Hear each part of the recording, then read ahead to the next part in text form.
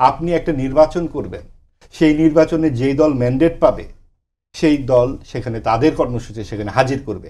আপনারা এই কোন ম্যান্ডেটের ভিত্তিতে এই ৩০টি দল এবং যার মধ্যে আপনার এই পার্সেন্টেজ আপনি হিসাব করেন শতকরা গত নির্বাচনগুলো যে সর্বজন গ্রাহ্য নির্বাচন ৯১, ৯৬, ২০০১, ২০০৮-এর যে নির্বাচন গড়ে ৪০% করে ভোট পেয়েছে বিএনপি এবং আওয়ামী লীগ।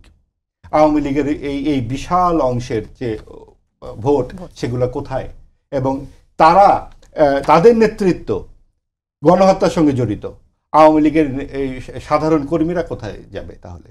এবং এই সমাজে যে অন্তর্ভুক্তিমূলক নির্বাচনের কথা আমরা বলি, যখন আওয়ামী লীগ ৩টি টার্মে একক নির্বাচন করেছে, ১৪, ১৮ এবং ২৪, একক শুধু না, ছলে বলে কৌশলে প্রতারণা নির্বাচন করেছে, সেই নির্বাচনের চেয়ে এই বা আসন্ন নির্বাচনের পার্থক্য কি হচ্ছে? তখন করেছে আওয়ামী লীগ আর এখন করছে বিএনপি ও তার সহযোগীরা। আমরা যদি মোটা দাগে বলি, জামাত এবং বিএনপি তো একই সাথে ছিল, তাদের হঠাৎ এত আদর্শগত দ্বন্দ্ব কেন উপস্থিত হলো? কারণ এই বর্তমান পরিস্থিতিতে আমরা ও মামুরা একসাথে বসেছে তারা, কারণ তাদের মধ্যে এখন নানান রকম আদর্শগত দ্বন্দ্বের কথা আমরা শুনতে পাচ্ছি।